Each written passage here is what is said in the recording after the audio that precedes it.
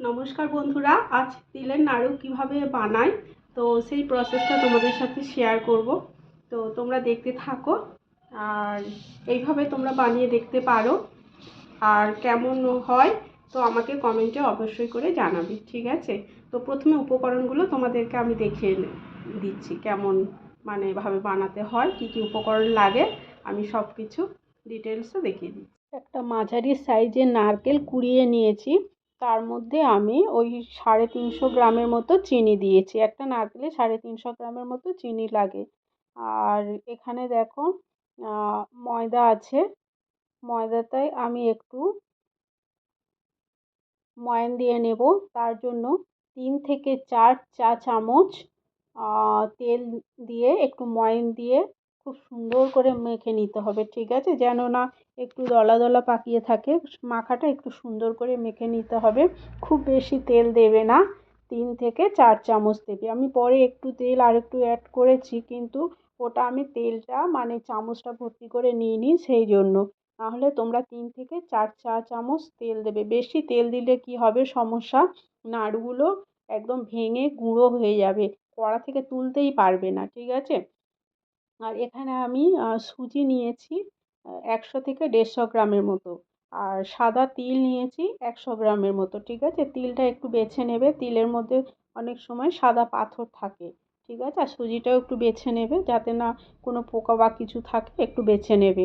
নিয়ে এবারে আমি ওই নারকেলের মধ্যে আমি ওই তিল আর সুজি দিয়ে দেব, দিয়ে খুব সুন্দর করে মেখে নেব।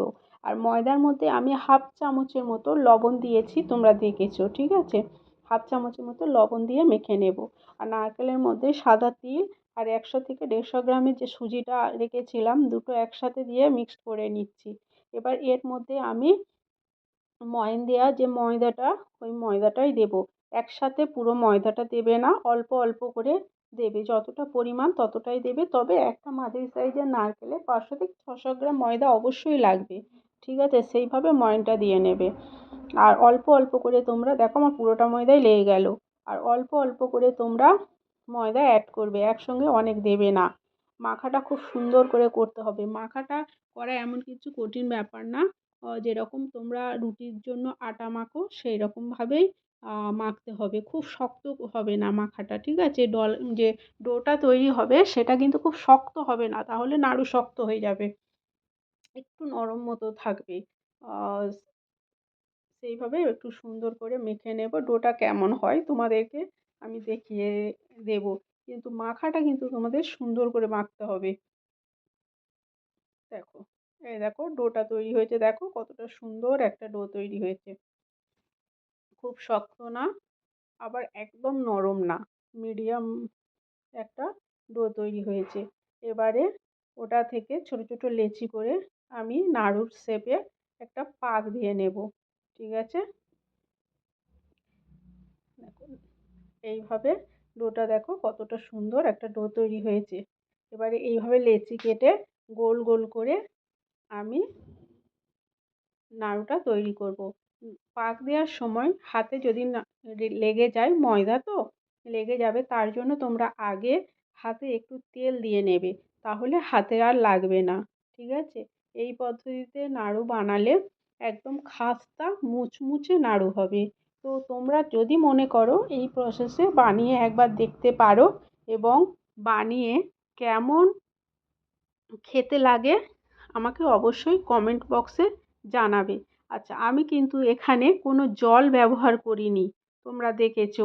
ওই যে চিনিটা গলে গিয়ে যে একটা পাতলা মতো নারকেল আর চিনির মিশ্রণ তৈরি হয়েছে, ওতেই ময়দা, সুজি আর তিল দিয়ে মেখে নেব, কোনো জল ব্যবহার করিনি। এবার দেখো কি সুন্দর এরকম গোল গোল করে পাক দিয়ে নিয়েছি। একটু ছোট ছোট করে করবে, ছোট ছোট করে করলে কি তেলে পড়লে ওটা ফুলে যাবে, ফুলে বড় হয়ে যাবে। এবার সময়ের অভাবে কেউ বড় করেও করতে পারে, কোনো ব্যাপার নেই।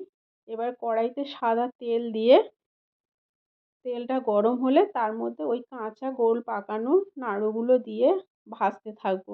আচ্ছা, গ্যাসের ফ্লেম অবশ্যই মিডিয়াম রাখবে, একদম হাই করে দেবে না। হাই ফ্লেমে ভাজলে কি হবে, ভিতরে কাঁচা থেকে যাবে, ওপরটা পুড়ে যাবে। তাই মিডিয়াম ফ্লেমে রেখে নাড়ুগুলো ভাজতে হবে।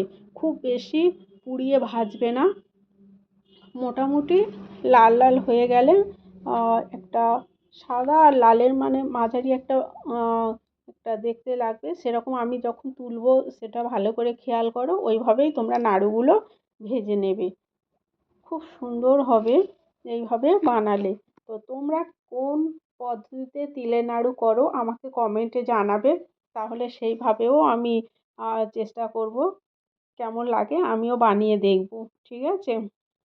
আর তোমরা যদি মনে করো এইটা বানিয়ে দেখতে পারো, আমার তো খুবই ভালো লাগে এবং আমাদের বাড়ির সবাই খুবই পছন্দ করে। তো তোমরাও বানিয়ে আমাকে কমেন্ট করে অবশ্যই জানাবে। দেখো, একদম খাস্তা মুচমুচে তিলের নাড়ু রেডি। আমি কীরকমভাবে তুলছি দেখো, তিলের নাড়ুটা এইরকম তুলবে, ঠিক আছে? খুব বেশি কালো করে পোড়ানোর দরকার নেই, তাহলে তেতো হয়ে যাবে। একদম রেডি খাস্তা মুচমুচে তিলের নাড়ু। তো সবাই ভালো থাকবে, সুস্থ থাকবে। আবার নতুন কিছু এপিসোড নিয়ে আমি চলে আসবো।